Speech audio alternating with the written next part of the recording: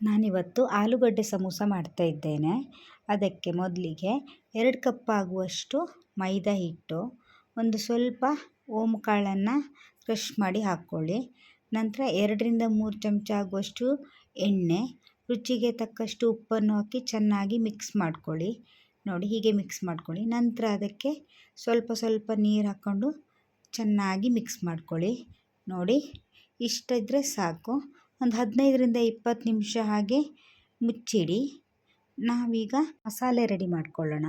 ಒಂದು ಪ್ಯಾನ್ಗೆ ಸ್ವಲ್ಪ ಎಣ್ಣೆ ಹಾಕ್ಕೊಂಡು ಸ್ವಲ್ಪ ಇಂಗು, ಸ್ವಲ್ಪ ಕೊತ್ತಂಬರಿ ಬೀಜ, ಸ್ವಲ್ಪ ಜೀರಿಗೆ, ಸ್ವಲ್ಪ ಪೆಪ್ಪರ್ ಪೌಡ್ರನ್ನು ಹಾಕಿ ಚೆನ್ನಾಗಿ ಮಿಕ್ಸ್ ಮಾಡ್ಕೊಳ್ಳಿ.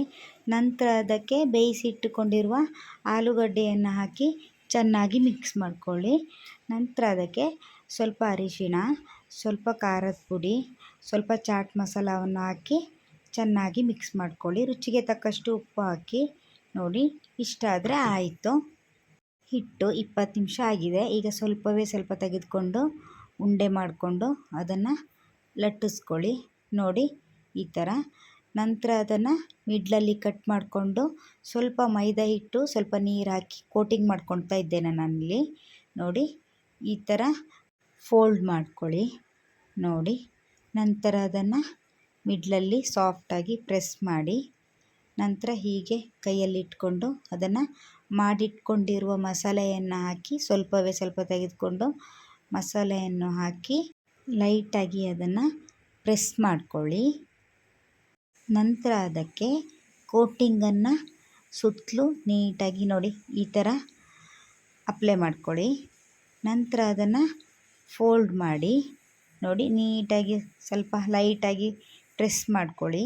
ಅದು ಫುಲ್ ಪ್ರೆಸ್ ಮಾಡ್ಕೊಳ್ಳಿ, ಇಲ್ಲ ಅಂದರೆ ಅದು ಮಸಾಲೆ ಹೊರಗಡೆ ಬರುತ್ತೆ ಎಣ್ಣೆಗೆ ಬಿಟ್ಟಾಗ. ನೋಡಿ, ಹೀಗೆ ಆದರೆ ಆಯಿತು. ನಂತರ ಅದನ್ನು ಕಾದಿರುವ ಎಣ್ಣೆಗೆ ಹಾಕಿ ಚೆನ್ನಾಗಿ ಕರೀರಿ.